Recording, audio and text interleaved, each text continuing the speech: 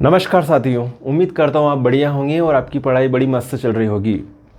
साथियों, हम पढ़ रहे हैं क्लास 11th केमिस्ट्री और क्लास 11th केमिस्ट्री में जो क्वेश्चन बैंक के क्वेश्चन हैं वो अभी जो है पेपर में पूछे जा रहे हैं। वेरी इंपॉर्टेंट क्वेश्चन है। आज के इस लेक्चर में हम पूरे 4 नंबर की प्रिपरेशन करेंगे। आज का जो ये चैप्टर है आपका जो बेसिकली ऊष्मागतिकी वाला चैप्टर है उसमें जो कौन सा 4 नंबर वाला क्वेश्चन आपके जो है बैठ जाएगा उसके बारे में बात करेंगे। क्वेश्चन समझेंगे हम।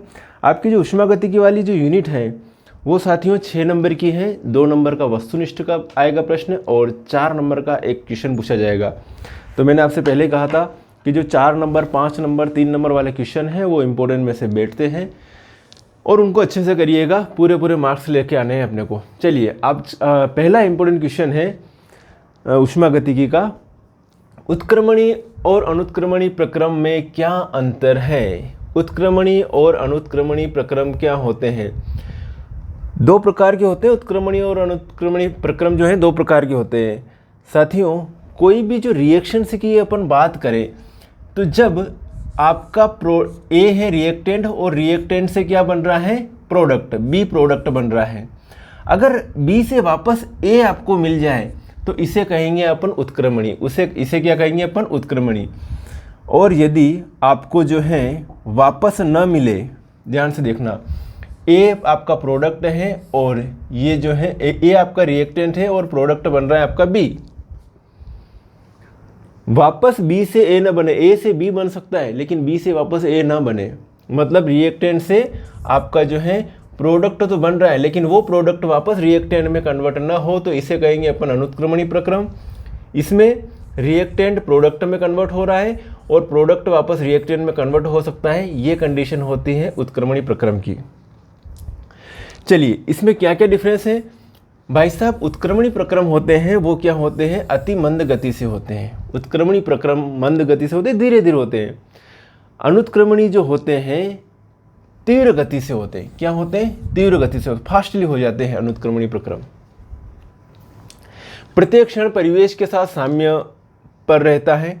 उत्क्रमणी प्रक्रम किस में रहता है? साम्य, मतलब ए से बी, बी से ए बन सकता है तो इसको क्या कहते हैं? साम्य में रहते हैं। ये भाई साहब साम्य अवस्था में नहीं रहते हैं। साम्य संभव नहीं है। किसके लिए? अनुत्क्रमणी प्रक्रम के लिए। विपरीत दिशा में संभव है, मतलब reactant to product, product to reactant, मतलब विपरीत दिशा में संभव है। ये भाई साहब जो है विपरीत दिशा में इधर से इधर की ओर होगा लेकिन इधर से इधर की ओर नहीं होगा, तो विपरीत दिशा में संभव नहीं है। इस प्रक्रम में अधिकतम कार्य संभव होता है। क्या होता है? अधिकतम कार्य संभव होता है। इस प्रक्रम में अधिकतम कार्य नहीं होता है। वास्तविक जीवन में प्रक्रम संभव नहीं है। वास्तविक जीवन मतलब हम जैसे जैसे बड़े हो रहे हैं भैया वैसे वैसे वापस छोटे थोड़ी हो सकते हैं। क्या हम बूढ़े होके वापस धीरे धीरे वापस बच्चे हो सकते हैं? तो वास्तविक जीवन क्या है? जीवन में यह प्रक्रम संभव नहीं है। और अनुत्क्रमणी प्रक्रम, प्रकृति में होने वाले प्रक्रम क्या होते हैं? सभी प्रक्रम क्या है? अनुत्क्रमणीय होते हैं। मतलब अपन बूढ़े से वापस बच्चे नहीं बन सकते हैं। तो प्रकृति में होने वाले, कोई पेड़ है बड़ा हो रहा है भैया, वापस छोटा थोड़ी होगा वो। तो प्रकृति में होने वाले प्रक्रम जो होते हैं वो अनुत्क्रमणीय होते हैं। मेरे हिसाब से आपको ये क्वेश्चन याद हो गया होगा, स्क्रीनशॉट लीजिए। इसी तरह से आगे ये क्वेश्चन हम पढ़ते हैं मज़ेदार तरीके से। आगे बढ़े, चलिए, बहुत बढ़िया। उत्क्रमणी प्रक्रम और अनुत्क्रमणी प्रक्रम, वेरी इंपॉर्टेंट क्वेश्चन था बेटा जी ये। अब भाई साहब ये वाला क्वेश्चन बड़ा मज़ेदार क्वेश्चन है। हैस का नियम, एक उदाहरण दीजिए, इस नियम का सिद्धांतिक विवेचना कीजिए। भाई साहब ये 4 नंबर में क्वेश्चन छपने जैसा है। बहुत बढ़िया क्वेश्चन है ये। किसका नियम? हैस का नियम क्या है? कई बार पूछा गया है एग्जाम में, ये बहुत मज़ेदार क्वेश्चन है। ओके, चलिए चर्चा करते हैं इसकी। G.H. हेस ने 1840 में इस नियम को दिया। किसने दिया? G.H. हेस ने। यदि कोई रासायनिक परिवर्तन 2 या 2 से अधिक विधियों से 1 या 1 से अधिक पदों में हो तो संपूर्ण परिवर्तन में उत्पन्न या अवशोषित ऊर्जा की मात्रा समान होती है, परिवर्तन चाहे किसी भी विधि द्वारा किया गया हो। कहने का मतलब है कि आपको एक जगह से दूसरी जगह जाना है। कहाँ जाना है? एक जगह से दूसरी जगह जाना है। माना कि आपको जो है आपको पहुँचना है, कहाँ पर जाना है? किसी जगह जाना है भैया, घूम के जाओ या ऐसे भी जाओ, ठीक है। मेरी बात सुना, जैसे कि मैं यहाँ से मेरे को इंदौर से जाना है, भोपाल जाना है, तो चाहे तो मैं डायरेक्ट बस में इंदौर से भोपाल चला जाऊँ, या फिर जो टुकड़ों में जाती है कि भैया ये यहाँ से सीहोर तक जाएगी बस, फिर वहाँ से वहाँ पे मिलेगी बस, तो अलग अलग टुकड़ों में भी जा सकते हैं भैया। तो वही बात है कि मुझे यहाँ से पहुँचना है कहाँ पर, यहाँ पर पहुँचना है। अब इसका ए से बी तक पहुँचने का रास्ता दो अलग अलग रास्ते हैं, किराया एक ही लगेगा। जब कोई बस वाला आपको घुमा के ले जा रहा है तो वो किराया एक ही लगेगा कि भैया मैं 100 रुपये किराया, यहाँ पर भी 100 रुपये किराया लूँगा और यहाँ पर भी इधर जो है 100 रुपये किराया लूँगा। समझ में आ रही बात? यहाँ पे जैसे कि 40 ले लिया और यहाँ पर आपका 30 रुपये किराया लग गया, तो ये टोटल हो गया आपका 100 रुपये किराया। मेरी बात समझ रहे हो आप? 40, 30 और 30, 100 रुपये किराया हो गया, और इधर से ए से बी तक जा रहे हो तो भी आपको 100 रुपये किराया देने पड़ रहे। किराया बराबर लग रहा है आपको। जाना कहाँ पर आपको? यहाँ से शुरुआत करी और यहाँ तक आपको पहुँचना है। बहुत बढ़िया बात है। तो यही क्या है, इसी को तो कह रहे हैं अपन हैश का नियम भैया। इसी को क्या कह रहे हैं अपन? हैश का नियम। चलिए, ए से अगर अपन ए से डायरेक्ट बी तक जा रहे हैं तो एक स्टेप तो ये हो गई कि अपन डायरेक्ट ऐसे गए। एक स्टेप क्या हो गई कि ए से सी पर जा रहे हैं, सी से डी पर जा रहे हैं और फिर डी से बी पर जा रहे हैं। तो यहाँ पर ये कह सकते हैं कि जो ये Q है, ये वाली Q जो है, ये वाली ऊष्मा जो है बराबर होगी किसके? Q1 plus Q2 plus Q3 के बराबर हो जाएगी भाई साहब। Q1 plus Q2 plus Q3 की क्या हो जाएगी? बराबर हो जाएगी। क्योंकि आपका ए से सी तक पहुंच रहे हो आप, ए से सी तक, तो यहाँ पर कितनी ऊष्मा लग रही है? Q1। सी से आप डी तक पहुंच रहे हो, यहाँ पर कितनी ऊष्मा लग रही है? Q2 लग रही है। और डी से आप बी तक पहुंच रहे हो तो यहाँ पर ऊष्मा कितनी लग रही है? Q3 लग रही है। और अगर आप डायरेक्ट ए से बी पर जा रहे हो, ए से बी पर, तो यहाँ पर कितनी ऊष्मा लग रही है? Q ऊष्मा लग रही है। मेरी बात आप समझ रहे होंगे। यही बात चर्चा की गई है हैश के नियम में। चलो, सैद्धांतिक विवेचना। यह नियम ऊष्मागतिकी के प्रथम नियम पर आधारित है और तंत्र की प्रारंभिक तथा अंतिम अवस्थाओं पर निर्भर करता है। प्रारंभिक और अंतिम अवस्था पर मुझे जाना कहाँ पे? उस मंजिल पर कैसे भी जाऊँ, चाहे ऐसे जाऊँ या ऐसे जाऊँ, मुझे ऐसे कैसे भी जाना था। ये मानना कि पदार्थ ए पदार्थ बी में परिवर्तित होता है। पदार्थ ए पदार्थ बी में परिवर्तित होता है। ध्यान से देखना, एक पद विधि में एक पद विधि में क्या हो रहा है? ए से बी बनने में Q कैलोरी ऊष्मा उत्पन्न हो रही है। कितनी ऊष्मा उत्पन्न हो रही है? Q कैलोरी ऊष्मा उत्पन्न हो रही है। मेरी बात सुनना आराम से। अनेक पद में यह क्रिया कई पदों में कराई जाती है, तब क्रमशः Q1, Q2 और Q3 कैलोरी ऊष्मा उत्पन्न होती है। Q1, Q2 और Q3 कैलोरी ऊष्मा उत्पन्न होती है। मेरी बात आपको समझ में आई होगी बेटा। यह है हैश का नियम। अब इसमें क्या बताया गया है, ये चीज़ें देखो, मेरी बात सुनना। पहला पद जो है, एक पद तो आपका ये है, एक पद विधि, तो ए से बी क्या है? Q कैलोरी ऊष्मा लग रही है। अनेक पद विधि में प्रथम पद में ए से सी बन रहा है Q1 कैलोरी, द्वितीय पद में ए सी से डी बन रहा है Q2 कैलोरी, और तृतीय पद में डी से बी बन रहा है Q3 कैलोरी। कुल ऊष्मा क्या होगी? Q1 plus Q2 plus Q3 किसके बराबर होगी? इस Q के बराबर हो गई। ओके, इस Q के बराबर होगी। तो हेस के नियम के अनुसार, है ना, इसको Q मान लिया। Q1 plus Q2 plus Q3 बराबर क्या है? Q1। तो Q बराबर, ये Q बराबर क्या हो जाएगा? ये Q1। Q बराबर क्या हो जाएगा? Q1। हेंस के नियम से Q बराबर Q1 जो ऊष्मागतिकी के प्रथम नियम के अनुसार सही बात है। अब तो मेरी बात समझ गए हो, हेंस का नियम। चलिए आगे बढ़े। सारे जो है साथियों, ये जो क्वेश्चन बैंक के सारे वीडियो जो है मैं इस वीडियो के डिस्क्रिप्शन में दे दूंगा, वीडियो की लिंक, सभी वीडियो की लिंक। तो आप वहाँ से जो है सारे वीडियो सिस्टमेटिक तरीके से देखिएगा। आपके पास समय है, इतना अच्छा पेपर जाना चाहिए आपका मस्त तरीके से। सारे जो है सारे क्वेश्चन करके आइएगा आप, बहुत कॉन्फिडेंस रहेगा आपको अगर आपका पेपर बढ़िया जाएगा तो। चलिए, तो उदाहरण भी दे दिया हेंस आपने, हेंस ने उदाहरण दिया कि आपको बनाना है क्या? कार्बन से कार्बन डाइऑक्साइड बनाना है। तो एक तो डायरेक्टली पद में C प्लस O2 मिलकर, मेरी बात सुनना ध्यान से, एक तो डायरेक्ट स्टेप में क्या हो रहा है बेटा? C प्लस O2, ध्यान से देखना, ये C प्लस O2 क्या बन रहा है? CO2। तो ये तो हो गई, ये हो गया डायरेक्ट बन रहा है, मतलब C प्लस O2 CO2। लेकिन हुआ क्या कि आधा किराया तो अभी दे रहा है और C से CO बन रहा है, फिर आधा किराया और दे रहा है, फिर CO प्लस आधा किराया और दिया तो ये CO2 बन गया। यही तो बात है भैया हेंस के नियम की। तो C प्लस O2 से डायरेक्ट CO2 बन रहा है, तो यहाँ पर इतनी ऊष्मा जो है उत्सर्जित हो रही है भाई साहब, और C plus half O2 CO बन रहा है, ये कंडीशन। तो क्या हो रहा है, इतनी ऊष्मा उत्सर्जित हो रही, इतना किराया दे रहा है, फिर इतना किराया दे रहा है भैया, समझ में आया। तो किराया कितना किराया दिया हमने, 2 बार का किराया दिया हमने, ठीक है। एक तो ये जो स्टेप है एक तरह से इसको शो करे कि A से आपका B बन रहा है और इधर A से क्या बन रहा है, ये समझ लो कि C बन रहा है और C से फिर B आ रहा है। तो यहाँ पर जो है किराया कितना लग रहा है, इधर किराया लगा आपका भैया 393 रुपये, है ना, 0.5, और इधर किराया कितना लग गया आपका 110.5, और फिर लग गया आपका ये है गया -283 तो ये और ये दोनों किराए जोड़ लिए आपने। तो किराया तो भाई साहब लगभग यही लग रहा है जितना यहाँ किराया लग रहा था जाने का आपका बस में बैठकर, ठीक है, बढ़िया। तो विधि 2 का योग करने पर -393.5, तो ये वाला योग और ये वाला योग सेम आया। हैंस साहब जो है उछल गए कि भैया मज़ा आ गया हमको, तो एग्जाम्पल भी दे दिया, अब मानो हमको कि क्या है भैया, हैंस का नियम मानना पड़ेगा आपको। चलिए, तो अतः विधि 1 व 2 में ऊर्जा परिवर्तन समान है, जो कि हैंस के नियम के अनुसार हैंस के नियम का उपयोग करके प्रयोगशाला में असंभव पद की ऊष्मा ज्ञात की जाती है। चलिए, जय हो। ये हो गया आपका हैंस का नियम। मेरी बात समझ में आई? बहुत बहुत सिंपल है, और इसको कॉपी में लिखते जाइएगा, याद करते जाइएगा, 4 नंबर आपके कंप्लीट होते जा रहे हैं इसके। ओके, सिंपल है हैंस का नियम कि यदि कोई रासायनिक परिवर्तन 2 या 2 से अधिक विधियों से 1 या 1 से अधिक पदों में हो, 2 या 2 से अधिक विधियों में, मतलब एक तो अपनों ने कौन सी विधि, एक तो अपनों ने बताया था कि 1 से ऐसे हो रही है और 1 ऐसे, इस कंडीशन में। मेरी बात समझे, यहाँ पर A से C और C से क्या बन रहा है D, और फिर क्या बन रहा है B, और एक डायरेक्ट स्टेप में A से क्या बन रहा है आपका B।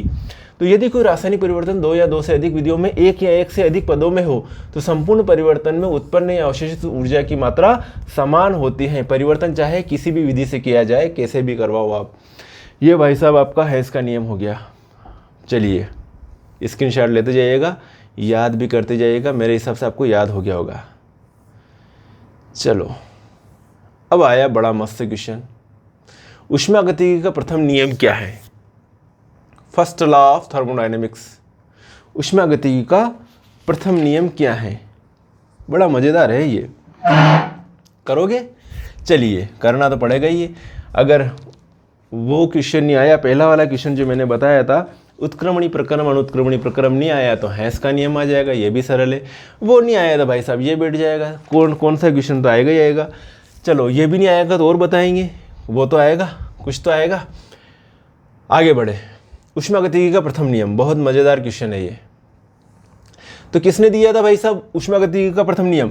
मेयर तथा हेल्महोल्ट्ज़ ने ऊष्मागतिकी का प्रथम नियम दिया था। ये नियम क्या कह रहा है? बड़ा सिंपल नियम है कि ऊष्मा को न तो उत्पन्न किया जा सकता है और न ही नष्ट। ऊष्मा को न तो उत्पन्न किया जा सकता है और न ही नष्ट। क्या होता है फिर? एक रूप से दूसरे रूप में परिवर्तन। इसे तो एक रूप से दूसरे रूप में केवल परिवर्तित किया जा सकता है, अर्थात ब्रह्मांड की कुल ऊर्जा क्या है? स्थिर रहती है। अब भाई साहब गणितीय व्यंजक दे दिया इसके लिए ऊष्मागतिकी के प्रथम नियम का, कि माना कि किसी तंत्र की आंतरिक ऊर्जा क्या है? E1, उसके अंदर इंटरनल एनर्जी E1 है। यदि इसे Q ऊष्मा दी जाए तो इसकी आंतरिक ऊर्जा क्या हो जाएगी? ऊष्मा दे रहे आंतरिक ऊर्जा Q ऊष्मा दे दी तो क्या हो जाएगी? E1 प्लस Q हो जाती है ऊर्जा, आंतरिक ऊर्जा बढ़कर E1 प्लस Q हो गई। बढ़िया बात है। यदि तंत्र पर W कार्य किया गया, अब कार्य भी कर दो इसके ऊपर कि W कार्य किया जाए, तो तंत्र की अंतिम आंतरिक ऊर्जा क्या हो जाएगी? अंतिम आंतरिक ऊर्जा को E2 माना, तो अंतिम आंतरिक ऊर्जा क्या है? E2 बराबर E1 plus Q plus W हो गई। ठीक है, तो इसको मैं ऐसे लिख सकता हूं कि E2 माइनस E1 बराबर Q प्लस W, ऐसे लिख सकता हूं। E2 माइनस E1 बराबर Q प्लस W। तो क्या E2 माइनस E1 को मैं डेली लिख दूं? लिख दो भैया, बराबर क्या लिख लूं? Q प्लस W, ऐसे लिख सकते हैं, बिल्कुल लिख सकते हैं। ठीक है, तंत्र द्वारा किए गए बाह्य कार्य के लिए अब क्या करें? तंत्र द्वारा किए गए बाह्य कार्य के लिए क्या बात करेंगे कि तंत्र द्वारा किए गए बाह्य कार्य के लिए, बाह्य कार्य के लिए, तंत्र द्वारा किए गए बाह्य कार्य के लिए डेल ई क्या होगा? डेल ई बराबर होगा Q माइनस W। क्या हो जाएगा? डेल ई बराबर क्या हो जाएगा उस कंडीशन में? Q minus W। Del E बराबर हो जाएगा Q माइनस W। ठीक है, ये हो गया। अब कोई चक्रीय प्रक्रम है भैया, कोई भी चक्रीय प्रक्रम होता है, उसके लिए क्या होता है, उसके लिए होता है भैया डेल ई बराबर क्या होता है, 0 होता है। आंतरिक ऊर्जा परिवर्तन चक्रीय प्रक्रम के लिए 0, तो 0 बराबर क्या लिखा, Q माइनस डब्ल्यू, या Q बराबर क्या हो जाएगा, इधर आ जाएगा W, तो Q बराबर क्या हो जाएगा, W हो जाएगा चक्रीय प्रक्रम के लिए। यही ऊष्मागतिकी का प्रथम नियम है। चलिए समझ में आ गया होगा, तो ये उतारिए आप, आगे बढ़ते हैं फिर। हमारे हिसाब से आपके समझ में आ गया होगा, बिल्कुल कमेंट्स कीजिएगा जल्दी से। ये चीज़ें हैं, ये मैंने बता दिया था, इसका स्क्रीनशॉट लीजिएगा। देखो बहुत बहुत इंपॉर्टेंट है, माला पहना रखी 19-20 की बढ़िया से। ये देखो यही मैंने बताया ना अभी, चक्रीय प्रक्रम जहाँ अंतिम और प्रारंभिक अवस्था एक ही होती हैं, तो E2 बराबर E1, तो डेल ई बराबर 0। ओके, यही बताया। चलिए, अतः किया गया कार्य क्या होता है, Q बराबर W, मतलब अतः किया गया कार्य अवशोषित ऊष्मा के बराबर ही होगा। अगला क्वेश्चन आ रहा है बड़ा मस्त सा, ये क्वेश्चन भी बड़ा शानदार है। सिद्ध कीजिए डेल H बराबर del E plus P del V, या डेल H बराबर QP, या सिद्ध कीजिए कि स्थिर दाब पर एंथैल्पी में परिवर्तन में आंतरिक ऊर्जा में वृद्धि तथा आयतन के प्रसार में किए गए कार्य के योग के बराबर होता है। चलिए सिद्ध करेंगे अपन क्या क्या चीज़ें, ये सारी चीज़ें सिद्ध करेंगे कि डेल H बराबर QP होता है, डेल H बराबर del E plus P DV होता है। ये सारी चीज़ों के बारे में बात करने वाले हैं। चलिए आएंगे, बिल्कुल बिल्कुल आएंगे। चलो तो अब बात करें हम ऊष्मागतिकी के प्रथम नियम से। कौन से नियम से, जल्दी से पकड़ लो ऊष्मागतिकी का प्रथम नियम। प्रथम नियम अभी जस्ट बताया था। प्रथम नियम क्या था भैया, प्रथम नियम ये था कि डेल ई बराबर क्या लिखा था अपनों ने, डेल ई बराबर Q प्लस W लिखा था, Q प्लस W। ऊष्मागतिकी का प्रथम नियम डेल ई बराबर Q प्लस W की बात करी थी अपनों ने। यदि किया गया कार्य प्रसार कार्य हो तो उस कंडीशन में भाई साहब ये जो W लिया है, ये W बराबर क्या हो जाएगा, माइनस P डेल V होता है। W बराबर क्या होता है, माइनस P डेल V। कुछ नहीं किया, डायरेक्ट बता रहा हूँ ना, है ना, समय नहीं है, अब रिवीजन करवा रहा हूँ इसलिए फास्टली बता रहा हूँ। तो इस डेल E बराबर Q की जगह Q, इसकी है ना W की जगह क्या रख दिया, W की जगह माइनस P डेल V रख दिया। रख सकते हैं, हमारी मर्जी भाई साहब। तो डेल E बराबर क्या हो जाएगा, डेल E बराबर Q minus P del V हो गया। यहाँ तक क्लियर है। अब एंथैल्पी बराबर क्या होता है, आंतरिक ऊर्जा तथा दाब आयतन के योग को एंथैल्पी कहा जाता है। जब आपके पास एंथैल्पी की डेफिनेशन आए तो क्या कहोगे, एंथैल्पी को H से रिप्रेजेंट करते हैं, आंतरिक ऊर्जा और दाब आयतन के योग को एंथैल्पी कहते हैं। तो ये भाई साहब एंथैल्पी की बात, जब अपने एंथैल्पी परिवर्तन की बात करेंगे तो इनमें भी परिवर्तन कर लेंगे। तो H बराबर E प्लस PV लिखा, हाँ लिख दिया भैया, H बराबर E प्लस PV लिख दिया। तो क्या लिखूँ इसको परिवर्तन के लिए, डेल H लिख दूँ, लिख दो भैया, बराबर डेल E लिख दूँ, लिख दो भैया, प्लस डेल PV लिख दूँ, ये डेल PV लिख दो भैया। डेल PV को आप क्या लिख सकते हो, क्या लिख सकते हो, P del V plus V del P ऐसा लिख सकते हो। और यहाँ पर डेल ई जो है ये भाई साहब, और यहाँ पर डेल H है जो है ये। यहाँ तक मेरे हिसाब से आपको सारी पिक्चर क्लियर हो गई होगी। अब चूंकि प्रक्रम स्थिर दाब पर होता है, अतः P स्थिर है, तब डेल P बराबर क्या हो जाएगा, 0 हो जाएगा। अब भाई साहब आपने डेल P 0 मान लिया तो ये चीज़ क्या हो जाएगी, 0 हो जाएगी। अब ये चीज़ अगर 0 हो गई तो आपका क्या आ जाएगा इक्वेशन, डेल H बराबर del E plus P del V, यही तो आएगा। बिल्कुल सही बात है कि डेल H बराबर क्या हो जाएगा, del E plus P del V हो जाएगा। शाबाश। अतः स्थिर दाब पर एंथैल्पी में परिवर्तन आंतरिक ऊर्जा में हुई वृद्धि डेल E और आयतन के प्रसार, आयतन का प्रसार क्या है, P डेल V, आयतन के प्रसार में किए गए कार्य के योग के बराबर होता है। ठीक है भाई साहब। समीकरण 1 से डेल E का मान समीकरण 2 में रखो। भाई साहब डेल E कहाँ पे है, डेल E ढूंढो जल्दी से, डेल E ये रहा है। ठीक है, डेल E का मान समीकरण 1 से डेल E का मान, ये रही समीकरण 1 है ना, समीकरण 1, समीकरण 1 से डेल E का मान समीकरण 2 में रखो जल्दी से। ये है समीकरण, ये डेल E भाई साहब ये रहा आपका डेल ई, और इस यहाँ पर इस डेल ई की जगह आपको क्या रखना, Q minus P del V रखना है। रख दिया अपनों ने, डेल एच ऐसा कैसा ही लिखा अपनों ने, और इस डेल ई की जगह क्या रखा, Q minus P del V रख दिया, प्लस क्या वापस ये पी डेल वी, ये पी डेल वी हो क्या गया, बड़ा मज़ा आ गया भैया। ये इससे ये कैंसिल हो जाएगा तो डेल एच बराबर क्यू आ जाएगा। और ये किस कंडीशन में, स्थिर दाब पर बात कर रहे हैं अपन, तो डेल एच बराबर क्या हो जाएगा भाई साहब, डेल एच बराबर क्या हो जाएगा, क्यू पी हो जाएगा। जय हो, ये आपका समझ में आ गया। ऊष्मागतिकी के प्रथम नियम के अनुसार सारी चीज़ें, सारे जो आपके जो कॉन्सेप्ट थे यहाँ पे क्लियर हो गए होंगे कि डेल एच बराबर क्या होता है, डेल ई, डेल एच बराबर del E plus P del V होता है, ये सिद्ध कर लिया। Del E plus P del V ये आ गया, डेल एच बराबर क्यू पी आ गया आपका भाई साहब। सारी कंडीशन आ गई, क्लियर हो गया होगा। यस लिखिए जल्दी से, बहुत आसान तरीके से समझाई मैंने ये चीज़ें आपको। आपका ऊष्मागतिकी वाला चैप्टर कभी समझ में नहीं आया होगा तो आज समझ में आ जाएगा। बड़े आगे चलो बेटा जी, बहुत बहुत सरल क्वेश्चन है ये, बहुत सरल लेवल में लिख रखा है। बस आपका स्क्रीनशॉट लीजिए आप इसको, और इसी को याद कीजिएगा और इसी को छाप के आइएगा एग्जाम में। बिल्कुल एक लाइन भी मत मिस कीजिएगा इसकी। ये ऊष्मागतिकी का प्रथम नियम क्लियर है।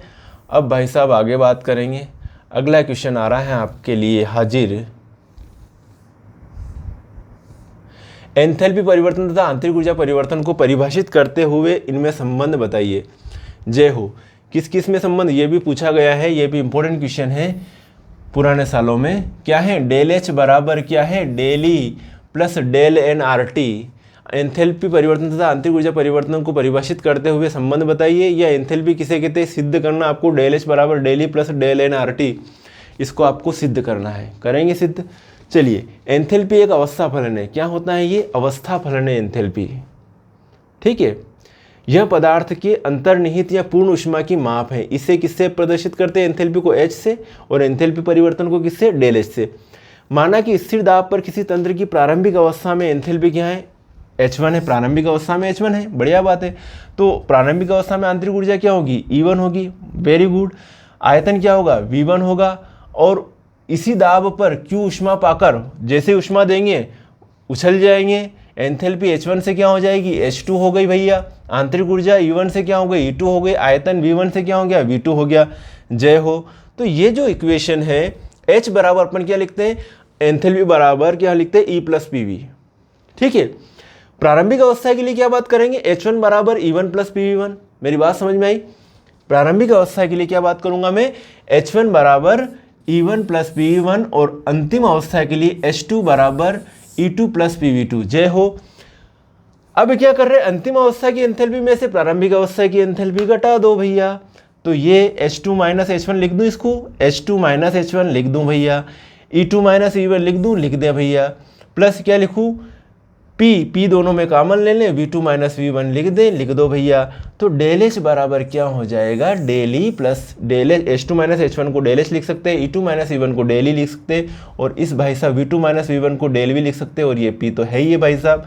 तो ये चीज़ लिख ली अपनों ने अपनी मर्जी से।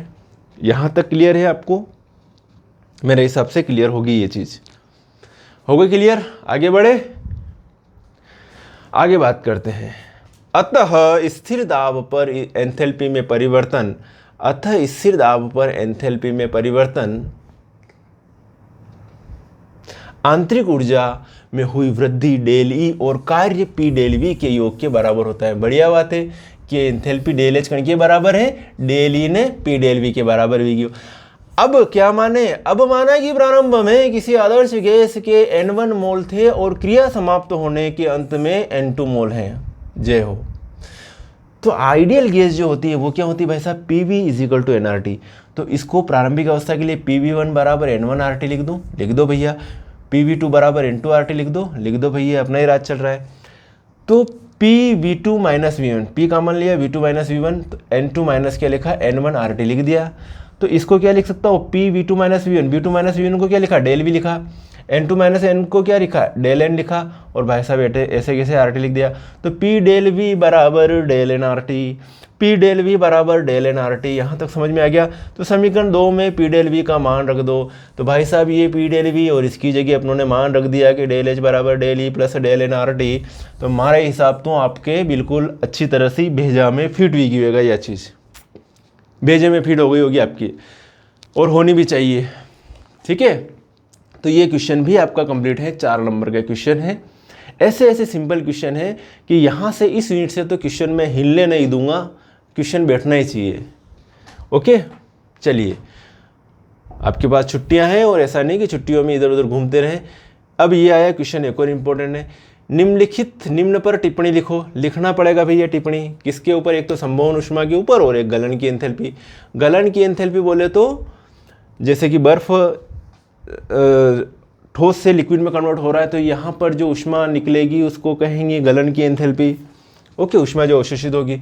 संभवन ऊष्मा, संभवन ऊष्मा क्या है, संभवन ऊष्मा मतलब बनना, C+2H2 से CH4 बन रहा है, तो यहाँ पर जो ऊष्मा है उसको क्या कहेंगे, संभवन की ऊष्मा कहेंगे। तो स्थिर दाब पर किसी यौगिक के 1 मोल को उसके अवयवी तत्वों से, अवयवी तत्व कार्बन और हाइड्रोजन से क्या बन रहा है, CH4, तो 1 मोल को उसके अवयवी तत्वों से बनने में जितनी ऊष्मा अवशोषित या उत्सर्जित होती है यौगिक की संभवन ऊष्मा कहलाती है। अलग अलग कंडीशन होती है, अवशोषित भी हो सकती है, उत्सर्जित भी हो सकती है। ठीक है, यहाँ पर उत्सर्जित हो रही है -21 किलो कैलोरी, तो ये है संभवन ऊष्मा। मेथेन की संभवन ऊष्मा -21 किलो कैलोरी होती है। अब बात करें गलन की एंथैल्पी, तो किसी पदार्थ के 1 मोल को ठोस से द्रव में अवस्था में परिवर्तन में निश्चित ताप व दाब पर आवश्यक ऊष्मा उस पदार्थ की गलन की एंथैल्पी कहलाती है। क्लियर है? यहाँ तक मेरे हिसाब से आपको क्लियर हो चुका होगा।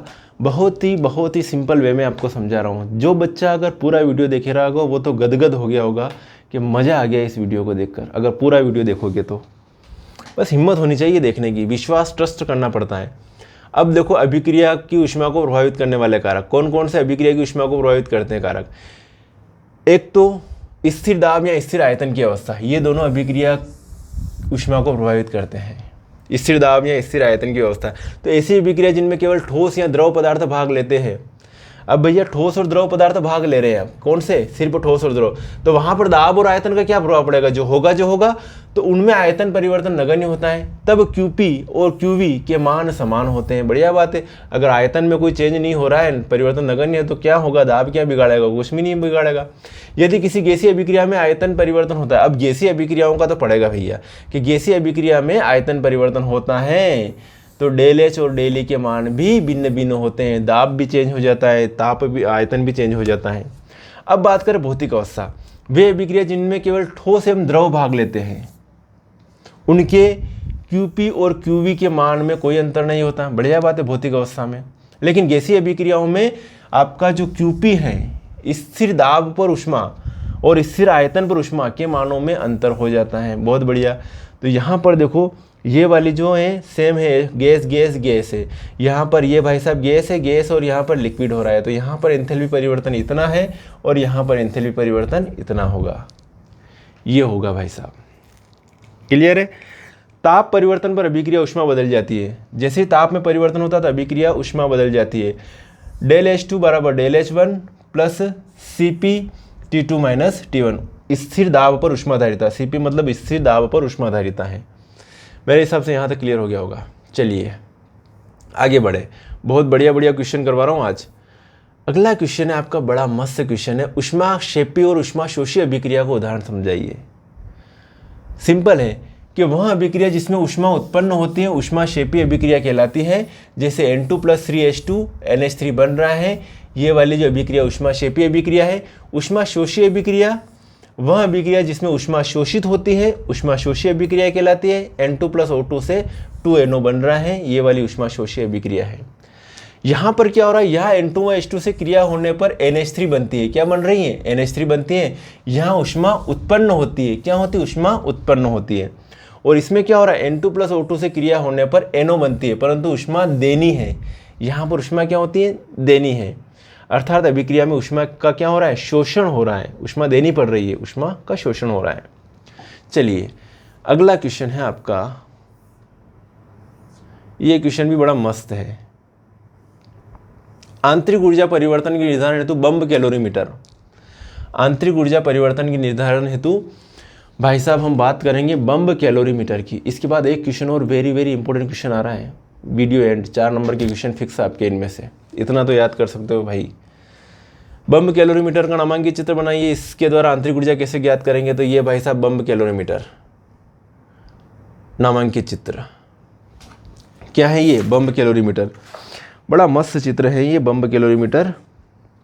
क्या क्या चीज़ें, यहाँ नियंत्रक पेच लगा हुआ है, थर्मामीटर लगा हुआ है। थर्मामीटर में क्या नापते हैं, टेम्परेचर को नापा जाता है, 1 डिग्री सेल्सियस 2 डिग्री सेल्सियस। लेकिन भाई साहब इसमें ऐसा थर्मामीटर लगा हुआ है जो 0.1 0.2 0.3 डिग्री सेल्सियस भी आपको टेम्परेचर बताएगा। बड़ा मस्त थर्मामीटर लगा हुआ है, अच्छा वाला थर्मामीटर लगा हुआ है। चलिए, प्लेटिनम में इलेक्ट्रोड है, ये प्लेटिनम कप लगा हुआ है यहाँ पर, है ना। और प्लेटिनम कप में यहाँ पे इसके अंदर पदार्थ रखा हुआ है जिसकी आंतरिक ऊर्जा का निर्धारण करना है। यहाँ पर जल भरा हुआ है, यहाँ पर इसको कहते हैं अपन बम्ब कैलोरीमीटर कहते हैं। और ये जो है विलोडक है, ताकि ये जो वाटर है इसको ये दहन करेंगे पदार्थ का, तो पानी गर्म होगा तो सब तरफ एक जैसा गर्म पानी हो, ताकि अपन टेम्परेचर नापे तो वहाँ पर अपने को प्रॉब्लम नहीं आए। यहाँ पर ऑक्सीजन अंदर जो है भेजी जाती है, तभी तो दहन होगा। अगर ऑक्सीजन नहीं भेजोगे तो इसका पदार्थ का दहन कैसे होगा। और ये रोधी वाटर बाथ है, यहाँ पर पूरा जो है पूरा इसका जो इसको कहते हैं रोधी वाटर बाथ कहते हैं। इसमें जो बाहर कोटेड रहता है ये पूरा, ताकि जो है बाहर की ऊष्मा का इसके ऊपर कोई इफेक्ट ना पड़े। अगर बाहर की ऊष्मा का इफेक्ट पड़ेगा, बाहर टेम्परेचर ज़्यादा है कम है, तो फिर अपन जो है इसका अच्छी तरह से अपन आंतरिक ऊर्जा का निर्धारण नहीं कर पाएंगे। तो इसमें जो क्या करते हैं, इसके द्वारा क्या किया जाता है, आंतरिक ऊर्जा का निर्धारण किया जाता है। तो निश्चित आयतन पर किसी क्रिया में होने वाली ऊष्मा परिवर्तन, निश्चित आयतन पर, आयतन फिक्स रख रहा है, निश्चित आयतन पर किसी क्रिया में होने वाले ऊष्मा परिवर्तन डेली को बम्ब कैलोरीमीटर की सहायता से ज्ञात किया जाता है। बढ़िया बात है, ज्ञात कर लेंगे। जिस पदार्थ की अपने को आंतरिक ऊर्जा ज्ञात करनी है उसकी सूक्ष्म मात्रा किस में लेते हैं, यहाँ पर इस प्लेटिनम कप में लेते हैं, ले लेंगे भैया। इस पात्र में क्या करेंगे, 20 वायुमंडलीय दाब पर ऑक्सीजन भरकर सील कर देते हैं। इस पात्र में 20 वायुमंडल पर ऑक्सीजन भर दी और फिर इसको सील कर दिया। बढ़िया बात है। इस पात्र को रोधी वाटर बाथ में डुबो देते हैं। ये जो पात्र है बम्ब कैलोरीमीटर, इसको पूरे पात्र को इसको कह रहे हैं रोधी वाटर बाथ, और ये बम्ब कैलोरीमीटर तो इतना सा है, तो रोधी वाटर बाथ में इसको डुबो देते हैं। किसको, बम्ब कैलोरीमीटर को डुबो दिया भैया। इसके अंदर क्या है, थर्मामीटर लगा हुआ है जिसका टेम्परेचर कितना है, जो कितना नाप सकता है टेम्परेचर आपके लिए 0.1 डिग्री सेल्सियस तक आपका जो टेम्परेचर इंडिकेट कर सकता है कि इतना इतना टेम्परेचर होगा। ठीक है, थर्मामीटर की सहायता से क्या करेंगे, प्रारंभिक टेम्परेचर नोट कर लेंगे कि दहन से पहले कि इतना टेम्परेचर था, अब पदार्थ का दहन होगा तो फिर टेम्परेचर बढ़ जाएगा, तो वो वाला टेम्परेचर भी नोट करेंगे। दोनों टेम्परेचर नोट करेंगे अपन। ठीक है, प्रारंभिक ताप नोट कर लेते हैं। प्लेटिनम तार द्वारा विद्युत धारा प्रवाहित करके, जो प्लेटिनम तार है विद्युत धारा प्रवाहित करेंगे, पदार्थ का दहन करेंगे। दहन करते इस क्रिया में निकली ऊष्मा से जल का ताप बढ़ने लगता है। जल का ताप क्यों होता है, बढ़ने लगता है। अब ताप स्थिर हो जाता है तो उसे नोट कर लेंगे। और कैलोरीमीटर की ऊष्माधारिता और ताप में वृद्धि को ज्ञात करके, कैलोरीमीटर की ऊष्माधारिता और ताप में वृद्धि को ज्ञात करके आंतरिक ऊर्जा का मान ज्ञात करते हैं। इसके लिए सूत्र भी मिलेगा आपको आगे। चलिए, ये डायग्राम है, इसका स्क्रीनशॉट लेना, आगे बढ़ते हैं। ये इसका थ्योरेटिकल जो मैंने अभी बताया, ये सारी थ्योरी है। इसके लिए प्रयुक्त सूत्र है डेली बराबर minus mx W plus WT calorie प्रति मोल। तो जबकि W पात्र में लिए गए जल की मात्रा है, W क्या है, कैलोरीमीटर का जल तुल्यांक है, T डिग्री सेल्सियस ताप में वृद्धि कितनी हो रही है वो T है, x बराबर जलाए गए पदार्थ की मात्रा कितनी, m जलाए गए पदार्थ का अणुभार क्या है। स्क्रीनशॉट लेना। बहुत सिंपल वे में मैंने आपको समझाई ये चीज़। क्लियर है। चलिए आगे बढ़े।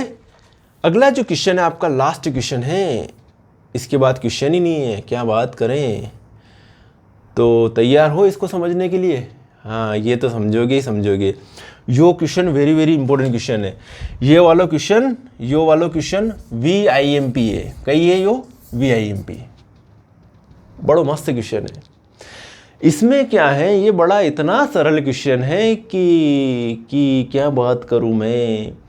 ये इतना सरल क्वेश्चन है कि क्वेश्चन में ही आंसर है। क्वेश्चन में ही क्या है, आंसर है। चलिए, अब आपको जो क्या करना है, ये तो डायरेक्ट लिख रखा है वैसे तो, लेकिन इसको थोड़ा बड़ा भी अपने हिसाब से बना सकते हैं क्वेश्चन को। क्या है कि निम्नलिखित आंकड़ों की सहायता से CH3OH की मानक विरचन की एंथैल्पी ज्ञात करना है। क्या ज्ञात करना है? मानक विरचन की एंथैल्पी ज्ञात करना है। तो ये मानक विरचन जो है आपके पास C, ये वाला C आया भाई साहब, यो वारो C है, यो वारो C कटे रियो अटे यो, यहाँ का H2 कहाँ उठ के आ गया, यहाँ पर आ गया 2H2 और यहाँ पर हाफ O2 आ गया और ये CH3OH बन गया। अब ये कैसे बना है, बड़ा मस्त तरीके से आपको समझाता हूँ मैं।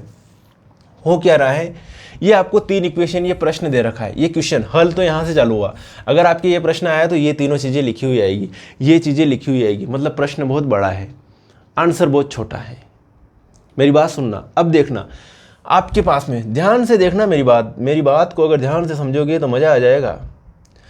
CH3OH प्लस 3/2O2 क्या हो रहा है, CO2 क्या बन रहा है, CO2 gas plus 2H2O, question में लिखा हुआ आएगा। 3 और 1 4 हाइड्रोजन है और 1 ऑक्सीजन है, ठीक है। मेरी बात सुनना तो ये हो जाएगा, एक तो ये बन रहा है CO2 प्लस क्या बन रहा है, 2H2O बन रहा है यहाँ पर, ठीक है, CO2 प्लस 2H2O। अब हम बाकी यहाँ पर जो एंथैल्पी परिवर्तन हो रहा है वो कितना हो रहा है, -726 किलोजूल प्रति मोल। ओके, अब C प्लस O2 से क्या बन रहा है, CO2 बन रहा है। C प्लस O2 से क्या बन रहा है, CO2 बन रहा है भाई साहब, बढ़िया बात है। H2 प्लस हाफ O2 से क्या बन रहा है, H2O बन रहा है। अब यहाँ पर निम्न समीकरण द्वारा क्या होगा, ये समीकरण याद रखना, C plus 2H2 plus half O2 क्या बन रहा है, CH3OH बन रहा है।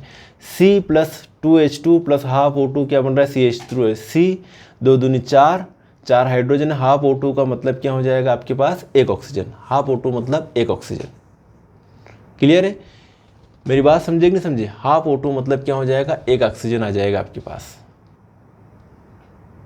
ओके, चलिए, ये 3 रिएक्शन आपके क्वेश्चन में दी हुई रहेगी। हो क्या रहा है, समीकरण 2, मेरी बात सुनना, सुनोगे सही, समीकरण 2 प्लस समीकरण 3, समीकरण 3 को किससे गुणा करना है, 2 से गुणा करना है। तो समीकरण 3 कहाँ पे दे रखी भाई साहब, ये, तो यहाँ पर भी मैं 2 से मल्टीपल करूँगा और यहाँ से भी 2 से मल्टीपल करूँगा, इसको भी 2 गुणित है ना, और यहाँ पर भी 2 से मल्टीपल करूँगा। मेरी बात सुनना, अब मेरी बात सुनना, हो क्या रहा है भाई साहब, कौन कौन कैंसिल हो रहा है यहाँ पर, इस CO2 से ये CO2 कैंसिल हो जाएगा, इस H2O से ये H2O कैंसिल हो जाएगा। हो गया भाई साहब, कोई दिक्कत नहीं है। अब क्या बच रहा है, इसको क्यों, ये क्यों कैंसिल हुआ, क्योंकि ये, मेरी बात सुनना, यहाँ पर समीकरण 2 और समीकरण 3 को तो 2 से गुणा करना, कर लिया आप लोगों ने, फिर माइनस करना, माइनस समीकरण 1 को करना, तो इन दोनों को जोड़ा और इसको माइनस किया, इन दोनों को जोड़ा और इसको माइनस किया। तो ये डायरेक्ट बता रहा हूँ मैं इसमें, या तो फिर रिएक्शन लिख के अपन माइनस कर सकते हैं, मतलब ये माइनस का चिन्ह है और ये माइनस का, और यहाँ पे माइनस लगा देंगे। तो माइनस का 2H2O प्लस का 2H2O कैंसिल हो गया, ये माइनस का CO2 प्लस का CO2 ये कैंसिल हो गया, ये प्लस का ये माइनस का, इसको, इस इक्वेशन को क्या किया, घटाया। क्लियर है। अब भाई साहब यहाँ पे CH3OH बचा, तो इस ये माइनस का CH3OH तो उधर ले गए, तो ये प्लस में आ गया भाई साहब CH3OH। क्लियर है, क्लियर हो तो बढ़िया बात है।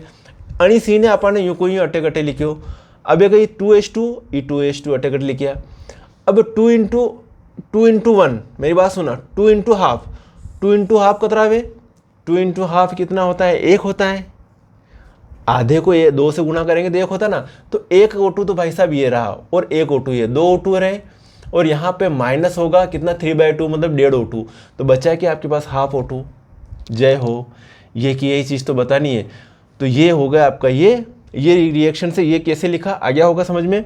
अब क्या हुआ, CH3OH के विरचन की एंथैल्पी, तो जो अपनों ने यहाँ किया ना कि किसको जोड़ा और किसको घटाया, तो समीकरण 2 क्या लिखी, समीकरण 2 में कितना एंथैल्पी परिवर्तन होता रहा था, -393 लिख दिया, -393, ये -393।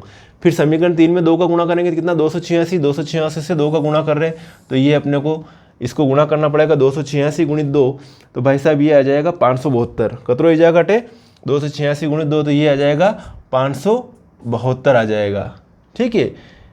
और ये जो है ये कितना आ जाएगा, -393 आ जाएगा, और फिर ये जो है ये कितना, -726 आ रहा है। तो भाई साहब ये और ये दोनों जोड़ लेंगे माइनस माइनस वाले, और उसको क्या कर लेंगे, घटा लेंगे। घटाना ही है, क्वेश्चन में लिखा होगा इसको 3 वाले को घटाओ। तो इन दोनों को अपन जोड़ेंगे तो कितना आ जाएगा, इन दोनों को जोड़ेंगे तो ये आ जाएगा भाई साहब 965, क्या है माइनस का, और इससे ये घटाएंगे माइनस 726 अपन घटाएंगे तो ये जो आ जाएगा माइनस का जो क्या आ जाएगा भैया, माइनस का क्या आएगा, माइनस 239 किलो जूल प्रति मोल, 239 किलो जूल प्रति मोल या मोल इनवर्स। ये क्वेश्चन बड़ा, अगर नहीं समझ में आया ना 2-3 बार देख लेना इस वीडियो को, समझ में आ जाएगा। जो लिखा हुआ है वही है। क्या किया, समीकरण 2, तो समीकरण 2 में क्या आ रहा है, ये 393 माइनस 393। अब समीकरण 3 में 2 का गुणा किया तो माइनस 286 इंटू 2 कर दिया, तो माइनस 286 इंटू 2 कर दिया। अब घटाना है किसको, इसको घटाना है, ये वाले को, माइनस 726 घटा लिया, आपके पास आ जाएगा माइनस 239 किलो जूल प्रति मोल। तो ये ऊष्मागतिकी वाला चैप्टर मैंने पहले नहीं करवाया था, लेकिन अब आपका कंप्लीट हो गया। स्पीड बढ़ा के देखिएगा, शेयर कीजिएगा और अपना साथ बना रहेगा। 11th में तो हो गया है, 12th में भी अपना साथ अच्छे से बना रहेगा। ठीक है, तो मिलेंगे साथियों फिर नेक्स्ट वीडियो में नेक्स्ट प्रॉब्लम के साथ। अगला जो वीडियो आएगा या तो फिर 3 नंबर की क्वेश्चन करवाऊंगा इसमें इंपॉर्टेंट, या फिर 5 नंबर की क्वेश्चन करवाऊंगा। अगर 5 नंबर की क्वेश्चन करवाऊंगा तो आपके 10 नंबर उस वीडियो में कंप्लीट हो जाएंगे। चलिए साथियों, मिलेंगे फिर नेक्स्ट वीडियो में नेक्स्ट प्रॉब्लम के साथ। तब तक के लिए ओके बाय, जय हिंद जय भारत। ठीक है, और अच्छे से तैयारी कीजिए, आपके पास समय कम है, ज़्यादा समय नहीं बचा, तैयारी में लग जाइए बढ़िया से और अच्छे नंबर लाइए। Okay, best of luck.